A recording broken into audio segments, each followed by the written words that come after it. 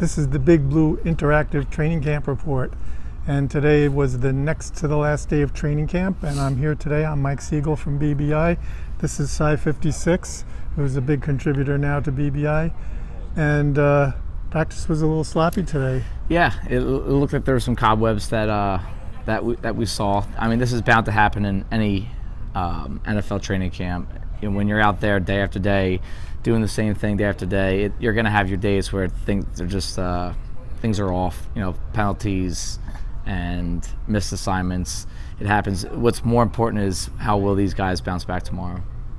Yep, I guess we'll be looking forward to seeing that and reporting on it. Yep. And so, with the kind of boring training camp today, why don't we talk about the first preseason game? Yeah, I mean, I was there on Friday night. It was great to see live football. It was great to see a different uniform on the field and to see some of these guys that are playing for their lives, literally their careers. They're on the line right now. It was a fun game to watch. Learned a lot and also set up a lot of what we're going to be looking for over the next few weeks. And the defense, the Giants' defense, is looking very sharp. Yeah, I mean, I would say right now the offense is still trying to click, especially with the offensive line. They did not have a good day today at all, especially on the outside. But I don't think the offense is going to need to score a ton of points with how good this defense is looking. I mean, they're looking deep and strong on all three levels. And I think, like we've said over the past couple weeks, there are some budding stars that Landon Collins, Jason Pierre-Paul, Snacks in the middle. Olivia Vernon, oh my God, BJ Goodson, Michael Hunter. I mean, you can go Eli Apple. You can look at these guys. It looks like they're all just on the uptick. And they had a great team last year, great defense last year, and I think we're going to see something better in 2017. Yeah, it was nice to see a few good steps out of Jay Bromley and Dalvin Tomlinson. Yeah, I mean, they're two different players, and there's so much rotation that goes on the defensive line now, and I think that's one thing the Giants missed out on last season with Damon Harrison. He started to break down towards the late in the year, and I think if you can have a couple more able bodies to just keep the rotations, I mean, who cares who's starting? I think you're gonna need Bromley and Tomlinson and Robert Thomas to offset some of the pressure on Snacks. One of the things we were talking about today was the battle for the fourth tight end spot and the fullbacks.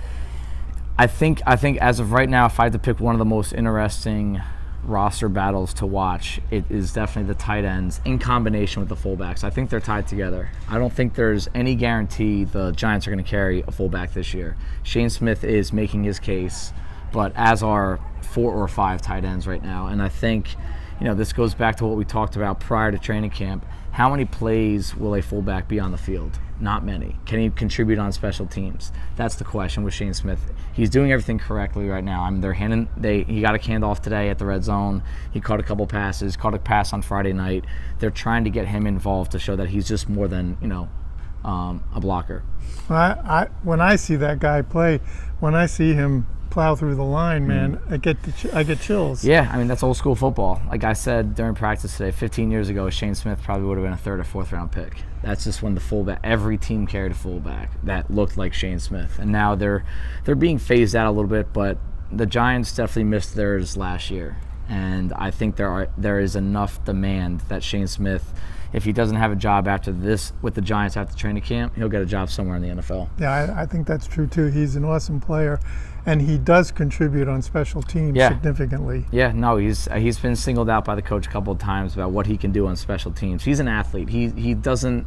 You don't look at him and think athlete. You look at him and think bruiser. But if you go back and look at his pro day workout from San Jose State, it was the top fullback workout in the nation among all workouts, combine, all that. So there's an athlete in there, and I think as he gets more and more confident with his mental assignments, you're going to start to see what he can physically do. And Coach said today that you can make the team on special teams alone. Yeah, I mean, somebody asked him, what is Eric Pinkins, who we interviewed last week, what is his best position? Because he plays safety, corner, linebacker, and he said special teams. And after watching practice for a couple of weeks, I mean, this coaching staff values special teams immensely, and I think that a guy could make a team just for his special team contribution alone. So back to Shane Smith, if he is going to contribute on special teams, in addition to the hole they have at fullback, I think if he has a couple more good weeks here, I think he's going to be a definite lock. For me, I just keep going back. I keep looking at those three guys. I keep looking at Lacoste, Ty, and Shane Smith. And when I think about who I want to have the ball in their hands, I keep thinking about Shane Smith. I mean, Lacoste is going to give you a spectacular play every once in a while. Ty, you kind of know what you got with him. He's been playing. He's going to drop 1 out of every 5 passes. It's going to struggle to get open. And neither of them are superior blockers to him. No, I agree. And Shane hasn't missed a ball yet. I mean, they throw the ball at him, and he's got good hands. I mean, Will Tye was the starter at tight end last year, but the perfect storm lined up for him in a bad way. They signed a free agent at his position. They drafted a rookie at his position. And they drafted a 6th-rounder last year who has now developed very nicely in Jarrell Adams. All this happens in one offseason. I mean, Jarrell Adams looks like he could be a starting tight end, over what we've seen so far. So, I mean, I think just it's a game of numbers right now, and I think Ty's going to be the odd man out. All right. Well, we don't have an interview for you today. I'm sorry. We were going to try to interview Calvin Munson. We're going to try and do it tomorrow, and there's not a lot of clips either. So we're going to sign off with a short tape today. This is Mike Siegel on behalf of Sci 56 and Eric Kennedy saying we'll see you tomorrow at training camp.